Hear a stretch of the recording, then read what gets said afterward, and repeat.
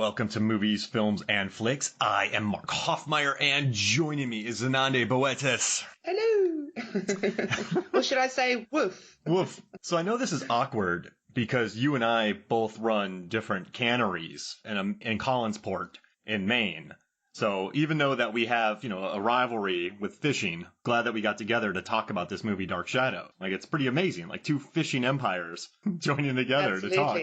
Well, I mean, while we're busy talking, I'm actually burning your fishery down. So, it's all part of the plan. All part of the plan. You're burning down my 5%. It's burning. It's burning pink. All that potassium's burning pink, baby. Oh, my fish. I just spent my family fortune on that after being locked in a coffin for 200 plus years. Yeah, that's what you get. I think you can just come back after... Don't be so dramatic, though. What, it's 196 years. Come on. Can't just come back and everything's all fine and well, honestly. I'm that vampire who uses hyperbole. That's all over the floor. No, it's not all over the floor. It's, just there. For me, I jump everything up. So dramatic. I gotta tell you, in this movie, Angelique, played by Eva Green, I feel so bad for her. It's just, okay, in the beginning of the film, right, we see her as a child, and she's born into a life of servitude. And so she serves the Collins, and then it seems like Barnabas just uses her for a plaything. And she's like, hey, I love you. And he's like, yeah, I can't tell you I love you. I don't know, whatever. I don't care. Pushes her to the side, and then, whatever, she gets pissed off, does a curse. He, let's see, who is it? Bella Heathcote, Victoria Winters, Josette Dupree, Dupress, she dies, he becomes a vampire, she locks him away, and then years later, she's popular in Collinsport, she has her beautiful red car, thriving industry, she's done some mischievous things, sure, murderous things, but she's doing great, she's built an empire, and it's just, okay, spoilers, but at the end, when Barnabas is like, hey, I could have loved you. I'm like, no, you didn't. You couldn't have loved her. You just blew her off.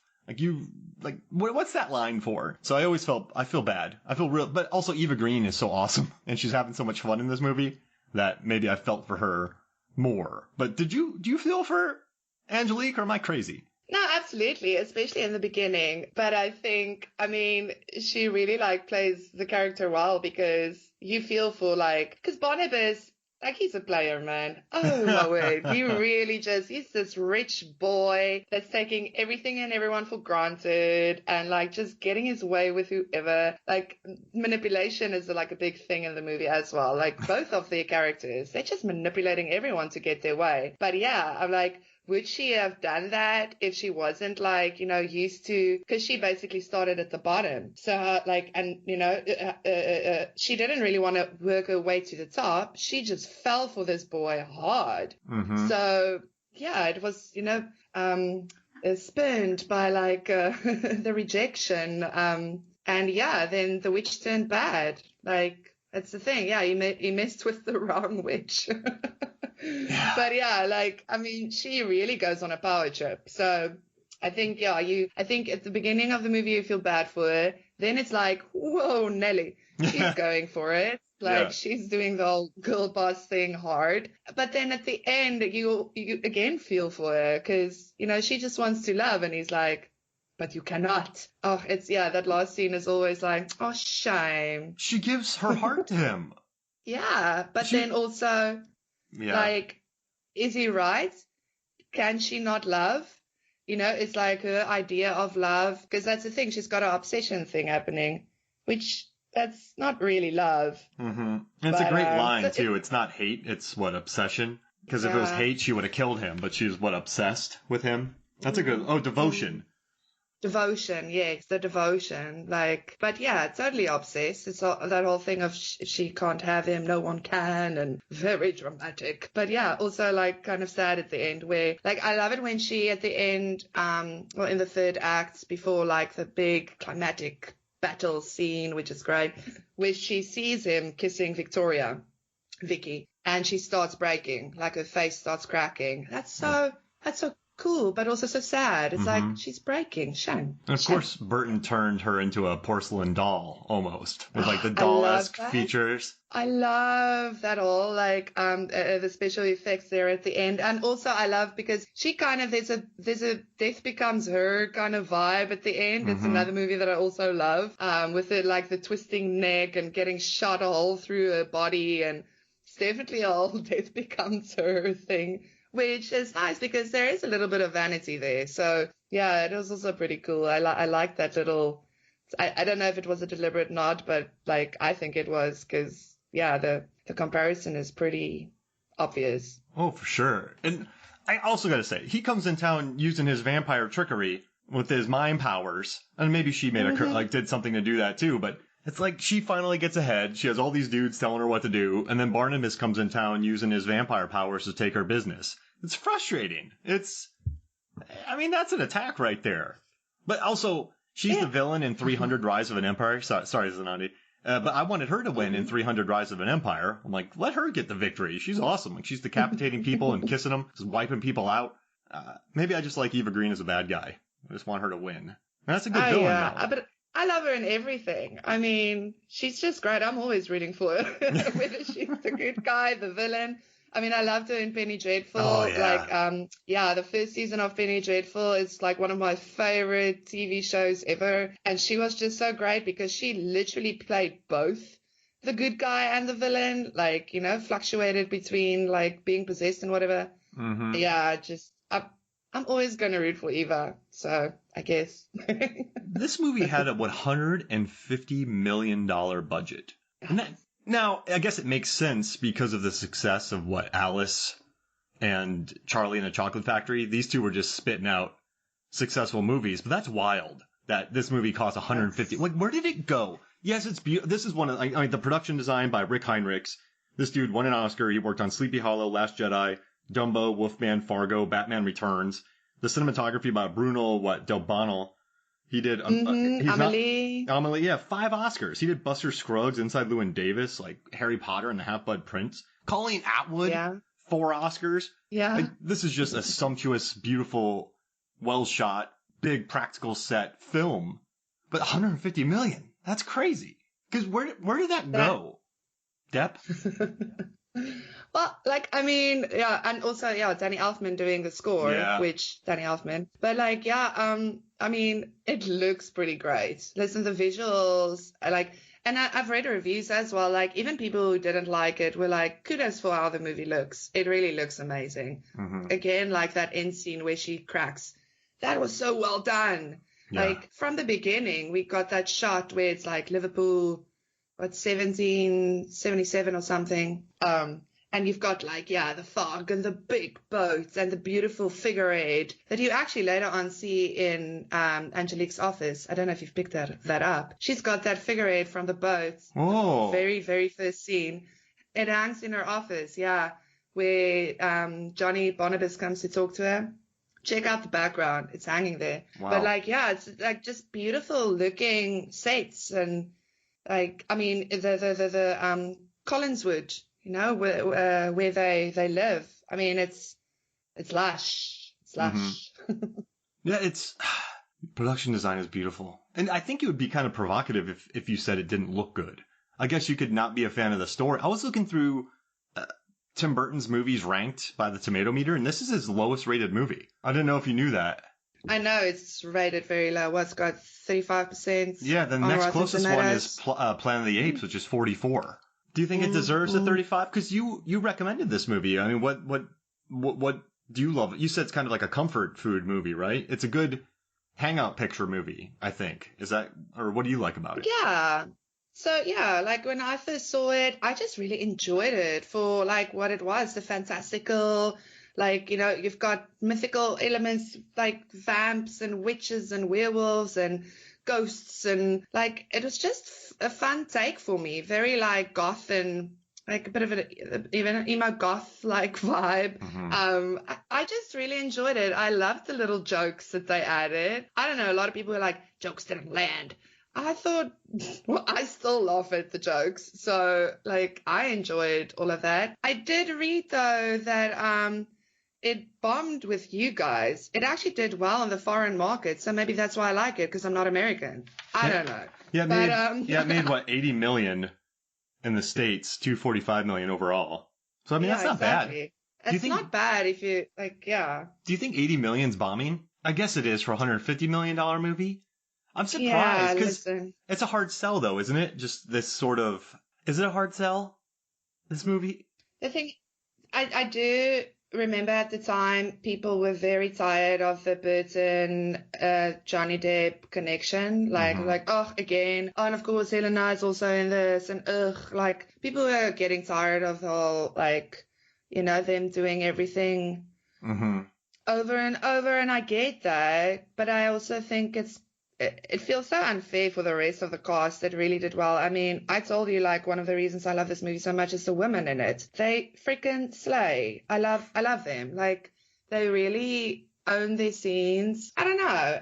But also at the same time, I do understand that the story is not necessarily like gets everyone excited. Or I wouldn't say like the story excites me either. I'm more there for the spectacle and like the actors, like what they do. I mean, Chloe is my favorite. She's a girl werewolf. Like, she's got posters of Iggy Pop and Jimi Hendrix in her room. She's moody and emo. I mean, relatable. Michelle Pfeiffer is amazing. So yeah, I don't know. I really dig it. It kind of adds like a little Pride and Prejudice and zombie vibe for me, which is interesting because the guy that ended up like coming in to help write the script wrote the novel of Pride and Prejudice and Zombies. Seth Graham Smith. Yes. So yeah, like, I don't know. Like, I'm not going to tell people you must like this movie because it has its faults and stuff. I think maybe it was too slow for some people. I liked the slow. I liked let's just stay with these characters in this room for a bit. I want to see their like faces and expressions and little quirks. It's I'd say it's a comfort movie. It's an easy watch. I think I've watched it like 8 or 9 times since it was released here in South Africa. I guess you have a great point about it. It's at an hour and 53 minutes. Burton definitely lets the characters breathe. You have the one thing though, it's like there's a lot of breathing, but then they don't really pursue the relationship between Heathcote and Depp that far. Like, they spend a couple scenes together and then they talk. So I wonder if, because in the beginning of the film you have Depp kind of being a brat, becoming a vampire, put in a coffin, and then you switch over to Bella Heathcote's role where she goes to the mansion, meets the family. 25 minutes later, Depp comes out, and then she's sort of put to the side, and then you just get kind of a nice hangout picture until the end when he saves her at the lovers, where she throws herself off the rock, and this time he saves her. But is it weird to explain this movie as a hangout picture? Because you just get different little vignettes. You get Chloe sitting in a room with Barnabas going, "You're weird. You're all uptight." And like, the choices she made in this movie just make me laugh. Just, you're weird. The hate that I feel like she's just spewing hate at this guy. And she's like, "I think he called me a prostitute." I'm like, woman of the night. Yeah. But she's spewing hate at everyone. I mean, like, to be fair, she's just like learning how to be a werewolf and whatever. She's like, get out of my face. I mean, I wish I could just like show teeth at people and they can't be like sensitive or annoyed. They're like, oh, she's a werewolf. It makes sense. Cool. Yeah. And then you learn later on in a throwaway line that she got bit by a werewolf when she was a toddler. So so Jacqueline or Angelique paid a werewolf as a werewolf. So the werewolf has control. So when you turn into a werewolf, you're basically Zanandi, but a werewolf. So then the thing just goes and bites an infant and turns her into a werewolf? That's apparently how it works. That's interesting. Spicing it up. I was wondering about that, like, because, I don't know, do you trust anything Angelique says? Yeah, that's true. No, seems like she's just trying to get a rise out of people. There was this weird thing with Carolyn and her mother Elizabeth at the Alice Cooper happening, where like Carolyn got on stage and before Cooper started singing, she did that all "Mommy, where's Daddy?" blah blah thing, and like Michelle Pfeiffer was just looking at her child like, "I want to strangle you, you teenager," and but they never mentioned like what happened to her dad and stuff. So I've always liked the idea that yeah, he's got something somewhere to do with it, which is why I would have loved this, like, to have a sequel. But yeah, honestly, my personal, like, real honest opinion about this is I would have loved if they rather did like a TV series with this movie, because I think, yeah, it's difficult to have all these relationships really, like, play out in depth on screen in like a movie that can't be over 2 hours long. Mm-hmm. Like, for instance, Roger, Elizabeth's brother, like played by Johnny Lee Miller. Jeez, what, like, was he actually really necessary in the movie? He was just like another deadbeat dad. Like, Yeah. I get that that was kind of a theme. It was like all these women making do because the men, weren't Mm-hmm. that reliable and either left or like, I Are think Angelique vampires. felt, yeah, I think Angelique felt Barnabas wasn't reliable, and that's why she buried him for Yeah. 196 years. But yeah, like I did feel like, I mean, Willie Loomis, like played by Jackie Earl Haley. Willie, like I so love that Yeah, guy. he's hilarious. I mean, he had more freaking screen time than Johnny Lee Miller did, like that his Mm-hmm. character did. So I do think that this could be such a lacquer, great TV series. I think it has it's really got that written on it, which, I mean, the original was. It was a soap opera show thing. And that's also the thing, like Burton said, because he was asked, what about a sequel? Because there were rumors, and he was like, no. The whole structure was supposed to be like soap opera, and like that's the structure, and it's done. No sequel. And I was like, dude, let the people make a sequel, or Yeah. like, or do something different, because there's still so much to explore. Not only with these characters, but just with this whole interesting mystical world. Yeah, I just love that, the spectacle and the mystical of it all. I guess you're right about Johnny Lee Miller, because I guess maybe they wanted to appease TV fans, but his character was not needed. At all. No, Not, no. no. And then you have the doctor. I mean, you gotta have her in there. I mean, like, you can't he really couldn't make a movie without Helena Bonham Carter in there, because she's great. But nah, I liked her. You can't get rid of her with the blood transfusions, because they did that in the show. I guess she turned Barnabas into a human one time with blood transfusions. She didn't turn herself into a vampire, which I thought was Mm. interesting.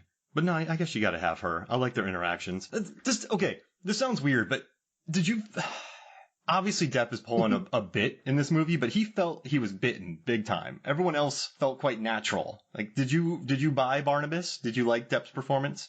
Um, Parts of it. I think like his line delivery is great. The man Mm-hmm. knows how to deliver a line, That's like why he's been in so many things. Yeah, like I was actually talking to Corey about it, and I was like, okay, well, if Depp was such a big problem for people in this movie, then who would you replace him with? Like, let's do the recasting, Mark. Like, Ooh. who else would you think? Because here's the thing, everyone was way more natural.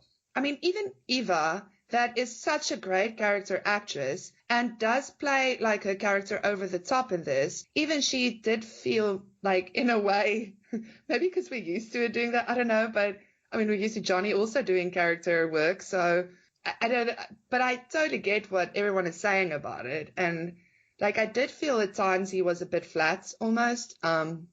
I think some of his scenes could have been cut, honestly, and maybe given more screen time to some of the other characters. But yeah, who would you cast if you can recast Barnabas Collins? Oh. Timothy Olyphant? Would he be good? What do you think? Walton Goggins? Maybe. You can't have them anchor $150 million. This movie would drop to a $30 million budget if Timothy Olyphant was in it. Right? Okay. Yeah. So are we keeping the $150 million budget? Yeah, like let's say Cage? yes, because Burton can get that kind of budget. So Robert Downey Jr., Nick Cage. Robert Downey Jr. could actually I could see that, maybe. Like, I just like Nick Cage as a vampire. I'm a vampire! Oh, yeah. Okay. And so who could anchor, if this is $150 million, I'm sort of looking at the time of who could anchor this movie. Matt Damon? No. Colin Farrell. No. Yeah, Colin Farrell? He was a good vampire. In Fright Night. Could he do that? Maybe. Because he teamed up with Burton later on. Let's see. Who else is there? Liam Neeson? Nah. Veto.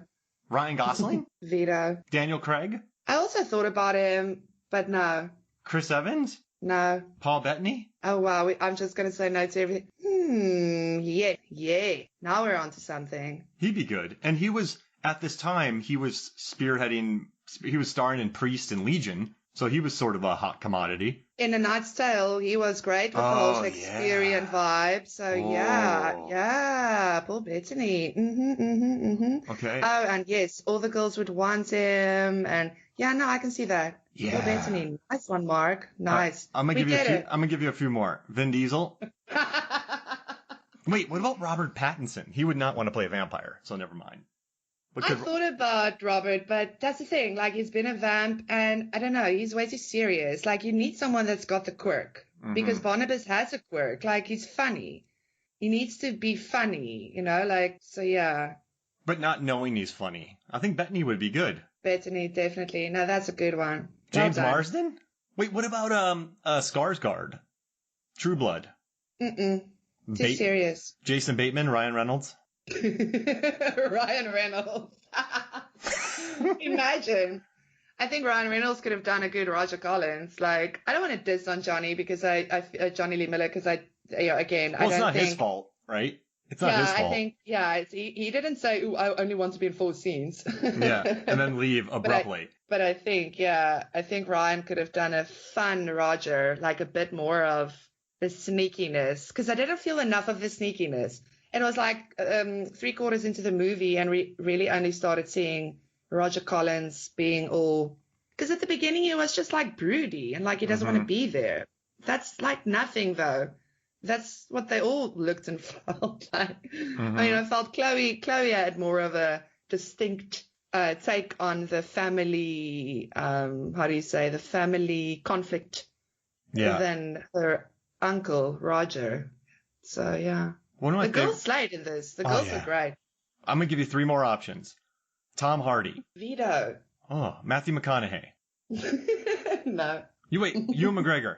Matthew McConaughey maybe as Willie Loomis, although I wouldn't actually, Jackie Earle Haley is amazing. Ed Norton. But no, I think our dear time's over. I think I did.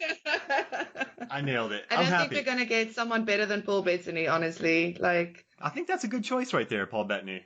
That's a good one. And I think so. And listen, I guess I'm not hating on Depp here. I just, after reading so much about this movie, it's unfair though, but the Depp fatigue in 2012 was real. Just reading the comments about this. And but his run though, I was just looking at this earlier.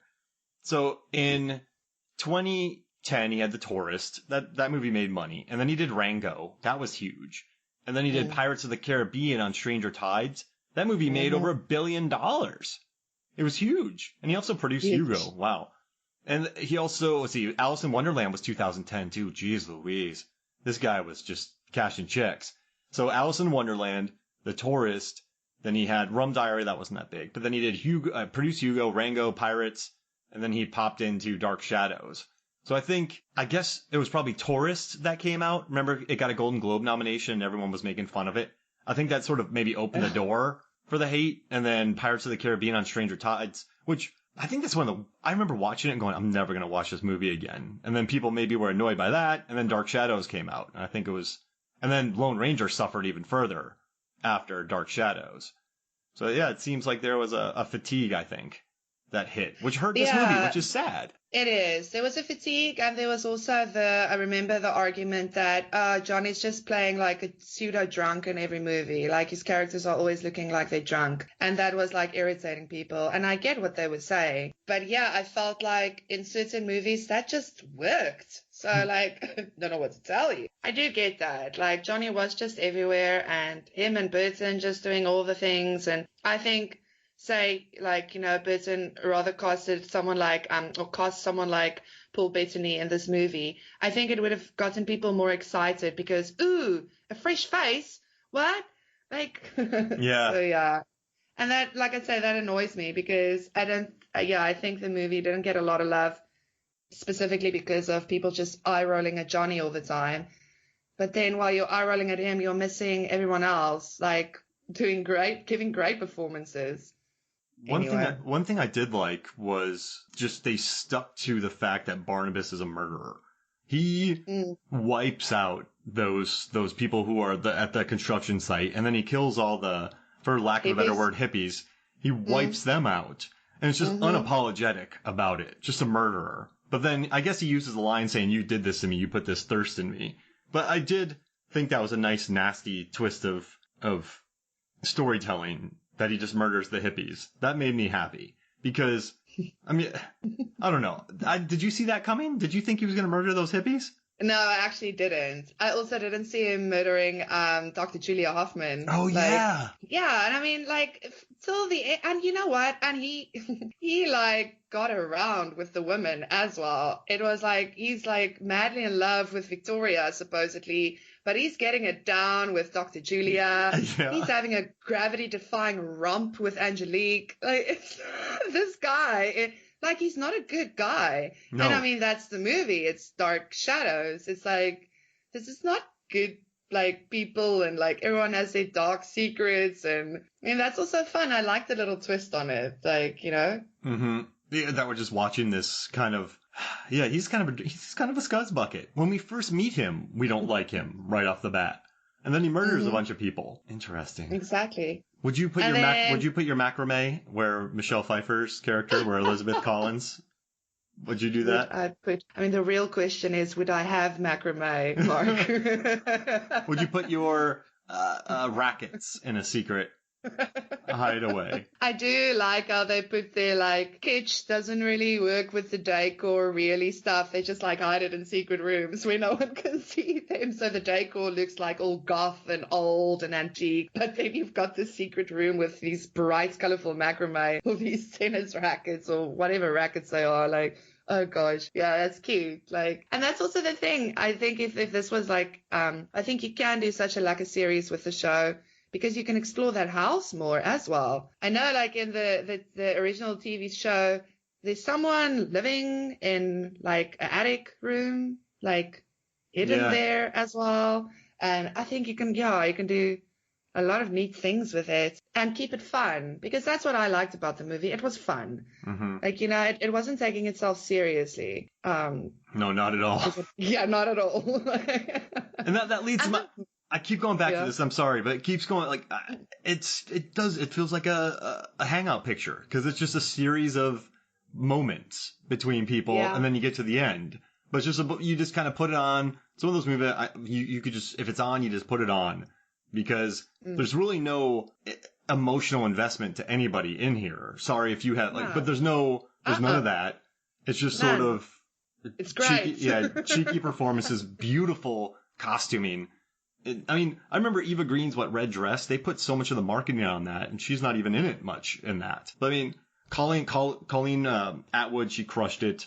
I mean, it just looks, it's a good hangout picture, because there's a story, but it's very, very loose. There's a love story. Loose. Yeah. It's more like, you know, if you think story and you think mythology, it's way more that. It's so loose that it's more like, so here's some mythology happening and here's some characters and they're in this world, and we're not going to tell you what and all the details and stuff. We'll give you something, but, you know, it's just, here they are, and this is like a little thing that happened, and it's so loose and so like open to so much. And yeah, like you said, I love the fact that you just don't feel anything. Sometimes you just want to watch a movie and like the only thing you want to feel is just delighted by the fun, you know, because that's the only thing I feel when I watch it. I'm just delighted. I laugh still at all the jokes. I sing along with all the amazing songs. Yeah, the soundtrack's legit. Oh, I love the soundtrack. Love it. The Carpenters. She's a carpenter chick. Oh, I know how to build stuff. You're weird. Yeah, you're really weird. Just the malice on her face. But I talk about that with movies. So, A Knight's Tale. Their guy that they're with dies. He just takes on the helmet. They conveniently find a great forger that can go with them everywhere. Then eventually he gets found out. He's in trouble for about 3 seconds. Then he comes back. The king's like, yo, you're in. Then he wins. It's the chill. Like, even the relationship, they have one fight. They have one fight, and he's just kind of being surly to her. She's like, hey, what are we wearing tonight? And he's like, I don't care. And then 3 minutes later, they're cool. That's what I love. That's why I can rewatch that movie over and over. And in this one, he comes back. They have their convenient fortune. They start their fishing business up. They seem to be doing okay. They blow some things up. Alice Cooper pops up in there. There's some songs, and then it ends. But it all just looks. I mean, the cavernous stages that they had are beautiful. Oh my gosh. Yeah. I love the production. I mean, this is kind of a last of its kind. Do you think, where a director gets a blank check, it gets a $150 million check to adapt an old school Dark Shadows thing. The directors has so much power, and then they make this. So I kind of embrace that this is a weird one-off that might not happen too much in the future. Yeah, no, I think you're right. Like, oh man, every time I watch the concert or the happening with Alice Cooper, I'm always looking at like the sets and the stage and like him performing and all the extras, and I'm like, man, I would have loved being an extra on that one. Yeah. I think, like we've been extras on some film sets and stuff, and yeah, some are definitely cooler than others. I think this would have been such a cool scene to be an extra in. Like, you've got like Alice Cooper performing, you've got all these like, oh, the set looks so great, the lights, the costumes, oh man. Yeah. This is one of those where even if you don't want to be an actor, you're not interested to be an extra. If you just love film, I mean, being on set with Burton, all these amazing actors, like even Colleen Atwood could be there, or, Bruno Del Bono, I mean, 5-time Oscar nominee, and Rick Heinrichs, who, I mean, that dude was the art director on Batman Returns. Just to see them work as someone who loves film, I would love to have been a fly in the wall in this movie, or be a PA, an additional PA during the background heavy days. That'd have been sweet just to be on set and see all that. Oh, that'd be cool. Yeah. Working on a Burton film would be nice. And also, he had gone really CG visual effects heavy with Chocolate Factory and Alice. So it was nice to see him go back to sets. Now, listen, there's a lot of VFX in this movie. A lot of the backgrounds, a lot of the fishing town and all that. But yeah, but not all of it. Yeah, exactly. Yeah. It's not like Alice Exactly. It's just nice to see things built. And it's so much design. It's cool. As someone who likes film, it's really good to look at. I kept saying, that's a good shot. Well, that's a good shot. Well, that's a good shot. That looks pretty. Yeah. And when he first walked into Collins Wood, there's a Collins Wood, Collins Port, the Collins, geez Louise, there's a Tom Collins, so that's a drink. But when he first walked into that Collinwood, it's huge. And sure, there might be some VFX going on in the background, some green screens, but they must have had a big warehouse to shoot in. That'd have been pretty cool to see. For sure. I love it when he gets there and like you see that big pumpkin patch where like Willie is like getting drunk among his big pumpkins. And yeah, I think everything is just so like, it works. But then also Collins Port is like, also looks like this tiny, cute little like port side, like little town. I love the sets in this. Yeah. It works. It's very lively, that town. A lot of people on the streets, well dressed. It's kind of like an affluent weekend stop. Would you say? Yeah, and also like I laughed when I watched it earlier in the week, like the Collins, and I'm like, the colonizers. Oh, is that? Oh, that's You've amazing. got that little thing playing in the movie, definitely. I mean, yeah. Also, there's a great barf gag. Oh yeah, the barf gag. So I hate barf gags. It's just so gross and over the top for me. But seeing Eva do it, I mean, Eva Green can do no wrong in my eyes, I guess. That was really her barf too. No, I can do it. Well, I can do it. I'll be right back. Yeah, that was great. I didn't see that coming at all. Let me tell you that. I didn't see it coming.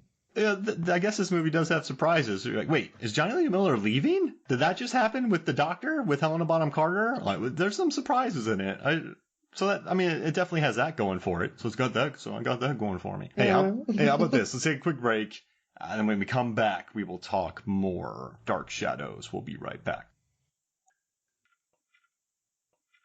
Welcome back to Movies, Films, and Flicks. And I did something really challenging. I ranked the 8 movies that a subjective ranking of the Johnny Depp and Tim Burton movies. Do you want to hear them? Yes, please. Okay.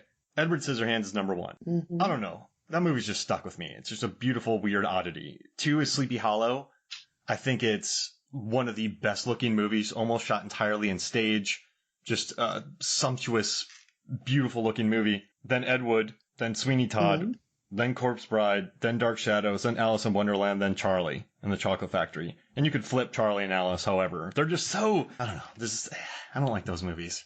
They're fine, and they're well rated. I'm not a fan of them. Same. Listen, same. Those two, I don't get those two either. So it's interesting that we feel exactly the same about them. I don't, yeah, Charlie and Alice didn't really, yeah, I loved Sweeney Todd, but I mean, I'm a big Sweeney Todd fan, like, in general, of the stage musical. So, yeah, I would probably rate Sweeney, but your list is pretty legit. And I love Sleepy Hollow. Like, I'd probably put Sleepy Hollow, Sweeney Todd, Edward Scissorhands. That would be, and the rest, just like you said.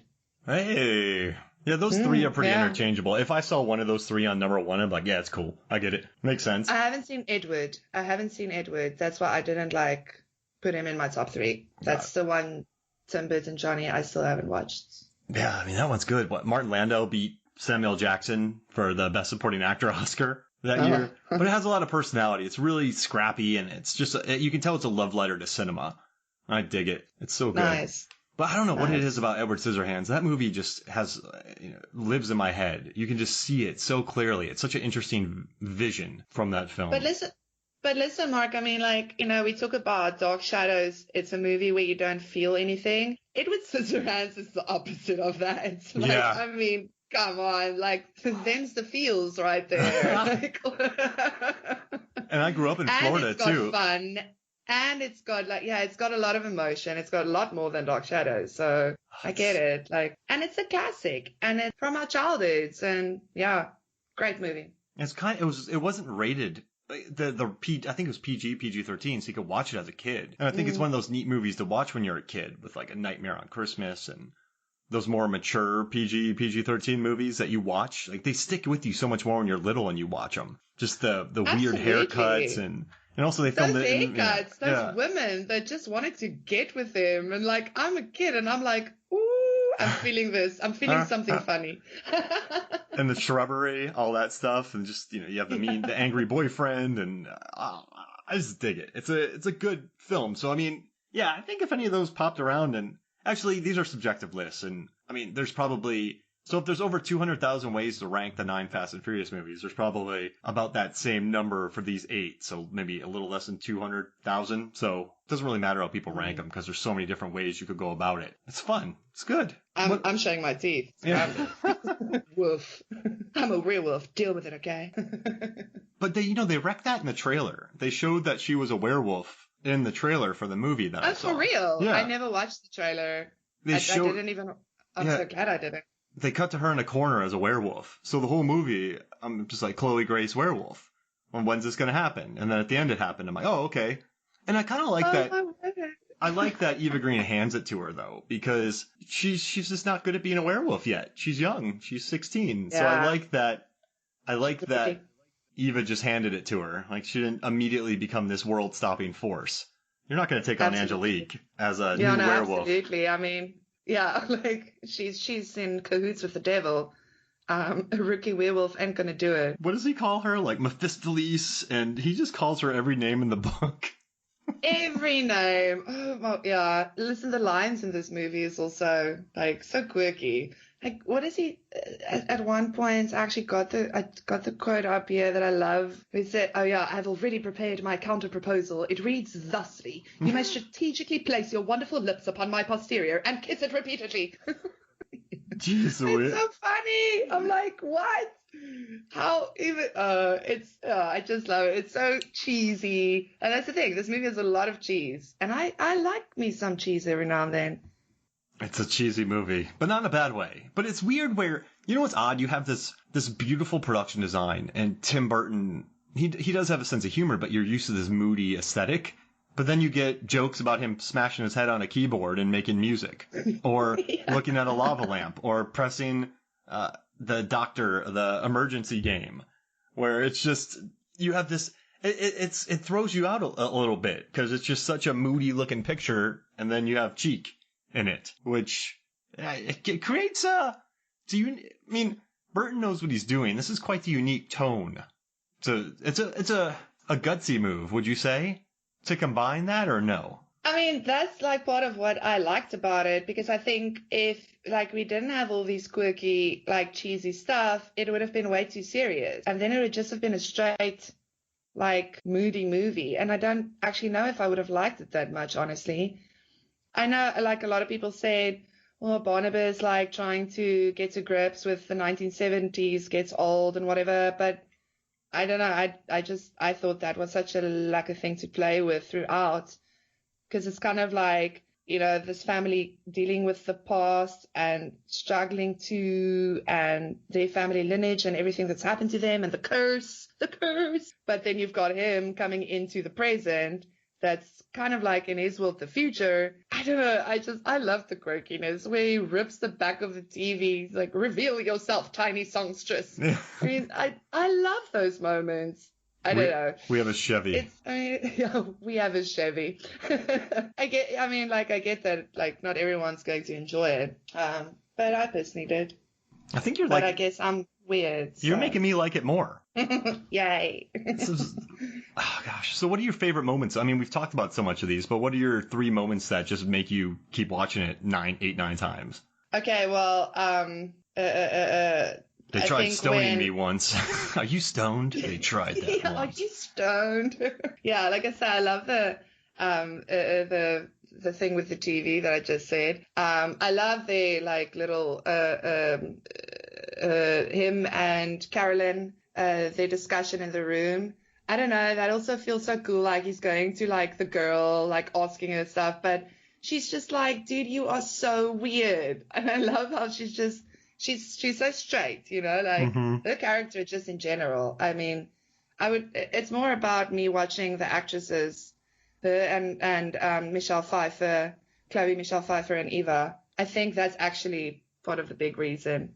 It's like, there are a lot of little moments that I love, but I think I watch it for the women in this and the amazing soundtrack. I love the soundtrack. Oh gosh, it's so good. What a loaded! It's just all the songs made me so happy. It just keeps on having good jams. I love it. And Season of the Witch is always a classic. I mean, it's just so good. I do like how they kind of Superfly. take agency from Barnabas, where Elizabeth just works him up to go start the town back up again. She just sort of plays him to do it, and the way that Angelique just keeps putting him in coffins. Yeah. And at the end, the final fight scene, right? It's Elizabeth and Carolyn doing the most of the big heavy lifting in that. So I like that better. Just watching that, like watching Michelle Pfeiffer fight and do all that. And it did kind of lose me at the end though. Poor Bella Heathcote. I mean, I know this sounds bad, but Burton definitely has he has a look he likes. And I think Bella Heathcote fit that look really well, like the Burton blonde, I guess, for lack of a better word. I don't know. But she kind of got the short deal of all this, right? Because I don't really remember any of her dialogue. And I just remember at the end she walks to the cliff. But they never spend enough time to, like when he's diving after her at the end, the only thought in my head was, hey, this is a great looking shot. It wasn't, oh, is he going to save her? They just really, I don't know. That's the one thing. The love story in this movie does not get, you can tell he's not interested in it, Tim Burton. Yeah, and I think you're right with like Bella's character, Victoria, because like, it starts off where she's like, going to meet this family and you can already see something's off because she's using they show us like she's using a different name, she's using an alias. And then when she meets Elizabeth, they're like, chatting, and Elizabeth's like, I'm going to ask you a couple of questions. And she was like, what do you think of the president? And Vicky's like, never met him. And then at one point she's like, do you think the sexes should be equal? And Vicky's like, heavens no, men would become quite unmanageable. And like, that's such a cute line. And it like shows this, like, the character comes off pretty strong in the beginning, but then it kind of like fades. Then it's just more about, every time we see her, it's more about the backstory. That's slowly unraveling, where we see, okay, Josette is there for some reason, and then we find out why. I think, yeah, a character kind of got like caught up in the madness that is the Collins family, which kind of then works for the story, I guess, because like Mm-hmm. she is the outsider that comes into this family. And well, yeah, if that doesn't turn you mad, you know, You know what's guess you could interesting? argue. Normally that character, maybe I've been so primed. That's interesting that you brought that up because I didn't even think about it. Maybe I'm so primed to you bring in the outsider into something strange so that they can have it explained to them. So it's if you just started with people, a weird family, you don't know them. That's why it's smart to bring in, her character, Bella Heathcote's character, because then you can see the world, meet everybody. Everything seems weird because it's through here, but then they drop that. It's I don't know. This is the one complaint I have. Yeah, but Yeah, they don't really explain much. They don't like. I mean, is that bad, or are we so used to a character coming in and everything being explained that we react negatively to it? Or do you think that's just not the best script writing? I don't know. I think you can argue it both ways. Like, I can see how people can say that's a problem. But like I say, it kind of worked for me because I felt like this was more a world, you know, with all these characters, because there's a lot of characters in here. Yeah. And it's like they're trying to pay homage to this original TV series. So they're putting a lot of those storylines into it. So it's kind of like, yeah, do you sacrifice that? Should they just have like stuck to like, but that's the thing. How many of the storylines do you then take? Because it is this whole mystical world. I think it's tricky. Like, again, that's why I think this is just like, it would make a great revival TV series because I think I think that's why I have a problem judging it because I'm not sure how you would do that otherwise. Mm-hmm. Yeah, I don't know what could make it better, so I'm not just gonna say it sucks. Story-wise. Yeah, it sucks. I dig the characters. I'm here for the characters. But then at the same time, I'm also big on story. I don't really like it when movies don't give me good story. But I guess I didn't feel the story was that bad. It was a bit thin, sure, but I don't know. I love watching all these people on screen doing all these quirky, weird things that doesn't always have the precise reasoning or detail given to us, but it just works for them. I don't know. Does that me make neither. sense? No, yeah, Can absolutely. No, I wouldn't know what to change, but I think enough of these moments and the look makes it worth watching. It's the hangout picture. I think so. Hey, so how about we do something real quick before we get out of here? So for Movies, Films, and Flicks Facebook, you can go to the page, like it, and we do these fun polls on there. We'll do random tournaments, but I was thinking you and I, since we just got done with Dark Month, you and I covered We Summon the Darkness, The Dark and the Wicked. I figured we could do some, we'll each pick 5, you pick 1, I pick 1, horror movies that just make us feel good. How does that sound? That's what I pitched you, right? Cool. Just cool. Like fun horror movies. Yeah, that put a smile on your face. So people are getting murdered, but you just leave it happy.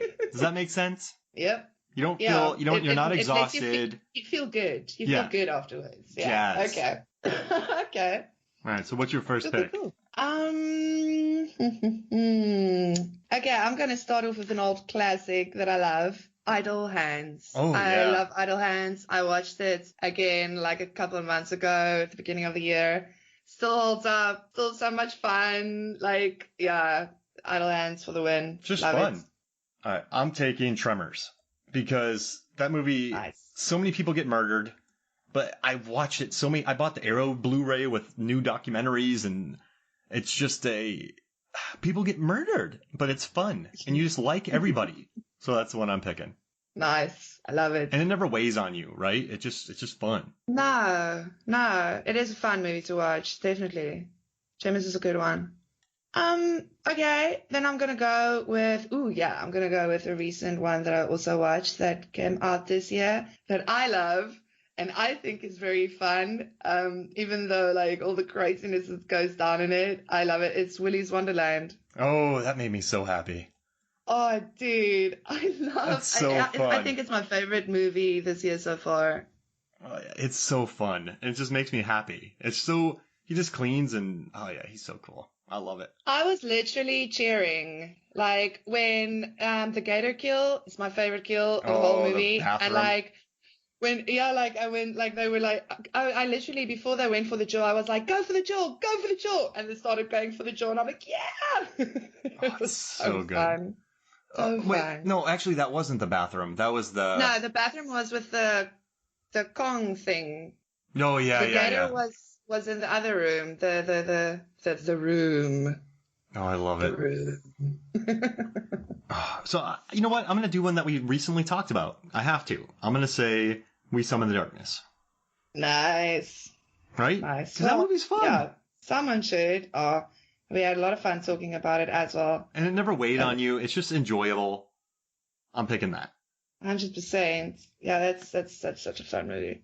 There are so many. Ooh, I'm gonna go with, yeah, not everyone's probably gonna like agree with me, but I don't care. This is my list. But I'm gonna go with The Dead Don't Die. I love that movie. I can't believe. Oh, that's so good. What a great I pick. love The Dead Don't Die. Oh, man. It is a fun movie. It's so many awesome moments in it. I know not everyone dug it, but I did. It's perfection Mine with Posey Juarez. Oh, man. Yeah, some great actors in there. I love Fantastic it. moments. You read the whole Love script. it. The Love hipsters from it. Cleveland. I'm gonna take Life After Beth because I just think it's a very funny, weird gonzo movie with Aubrey Plaza as a zombie.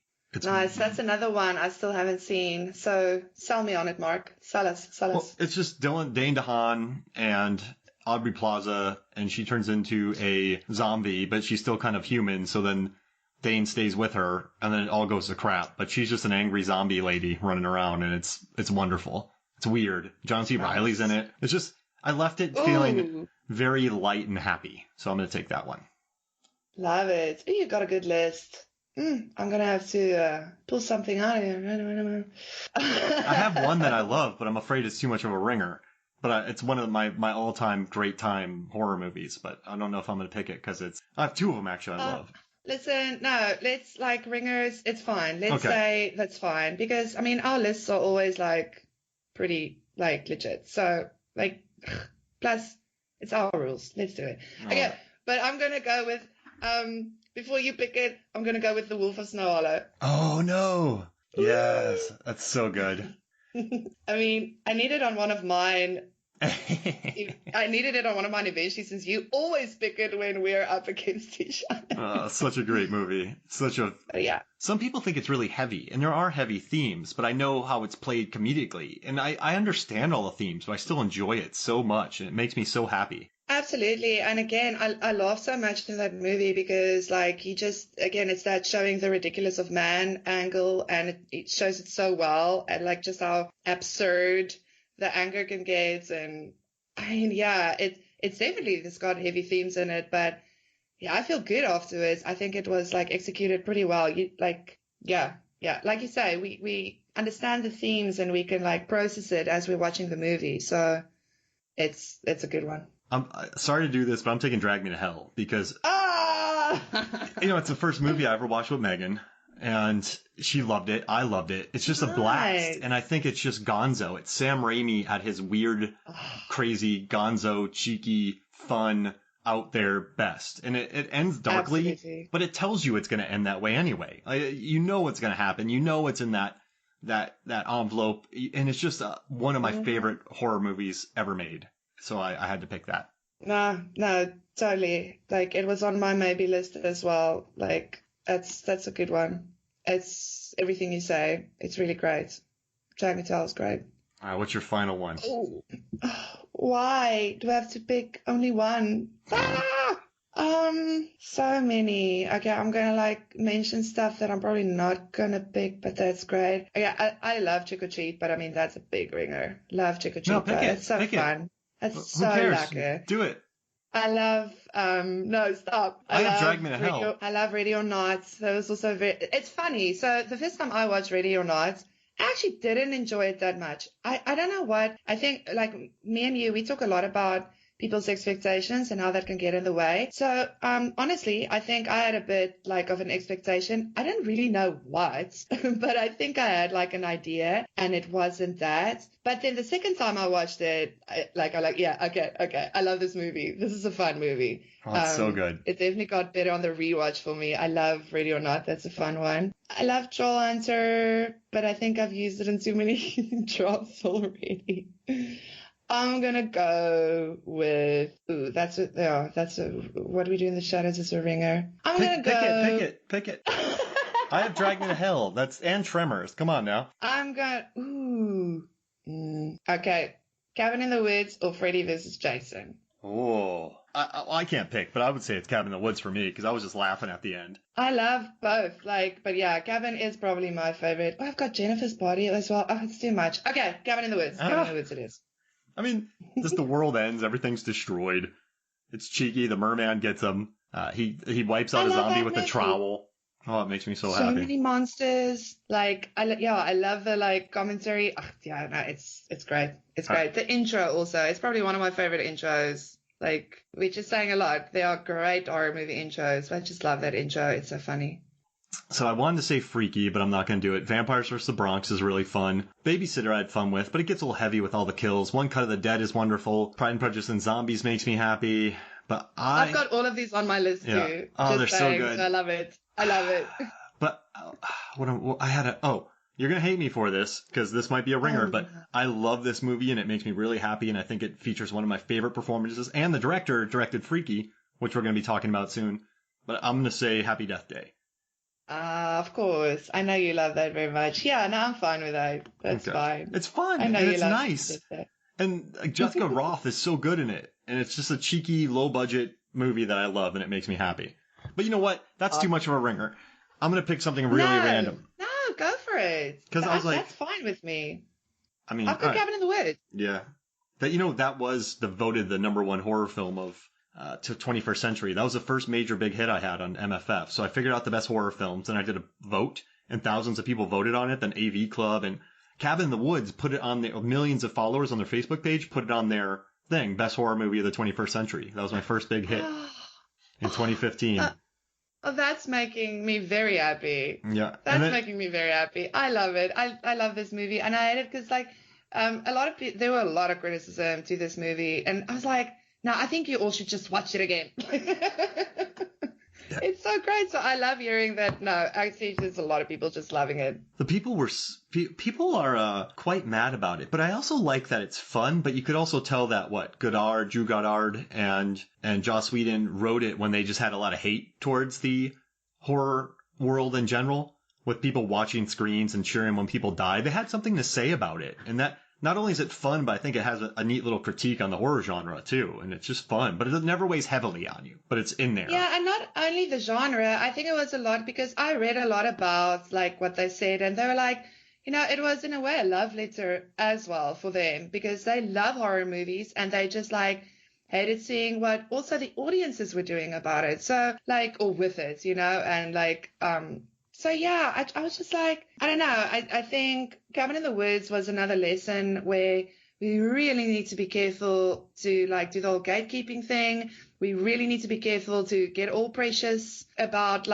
something that, does it really belong to you? Does it? Does the story belong to you? I mean, yeah, I think that movie really, reignited that whole debate of, and okay, yeah, a bit of introspection, you guys.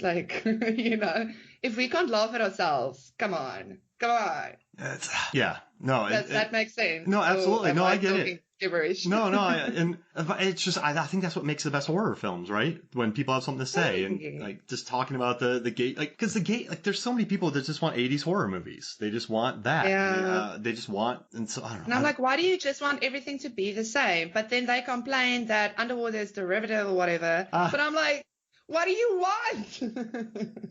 That makes me so mad with the Underwater. And listen, there's so many, Alien locked people in a spaceship with an alien, right? The Thing locked people in an Antarctic station with, the book probably, and then before that was the other movie, but I'm just talking about the 82 film. That locked people into a Antarctic station. And then you just have you lock people in. A Cabin in the Woods locked people into this area they couldn't leave. Underwater locks people into this. Descent locks people into a cave. It's just tough when it's Alien does it, and then we have people in a cave. Oh, it's like Alien. No, so no one can ever lock people in a single location ever again without it being right. It's annoying. Yeah, no, I think people just it's fine if they're fine with it, but contradictory. Anyway, we're going to discuss Underwater soon, so we'll really go off about this then. That's right. I ordered the Blu-ray and it came, and then it didn't have a digital code with it, so then they're going to send me the copy again, and I got to resend the copy they sent me. But there's a commentary on it. But we're doing Freaky before that, so I got plenty of time. So awesome. All right. So hey, where can people find you? On Twitter @Sanandi, and you guys can see what I am up to. I do some online work. I do some offline work. I post cat pictures, and I share a lot of movie stuff. Awesome. And then, you know where to find me because you're listening to the movies from Netflix. Well, I hope they do. Hey, well, thank you for Dark Month. This is the end of it. It's crazy that we recorded all of these this month, 3 of them this month, I think. Right? Yeah. I love it. This has been cool. It's been a nice theme that so randomly happened. Actually, it very naturally just happened. This is the last one of them, and I looked at. I told you that I was like, hey, I got 3 movies here that have dark. I'll just do a month. So yeah. But this was great. Well, thank you for joining me. Thanks, Mark. All right. So for me, Mark Hoffmeyer, and for Zanani Boetas, this is Movies, Films, and Flicks. We'll see you next week.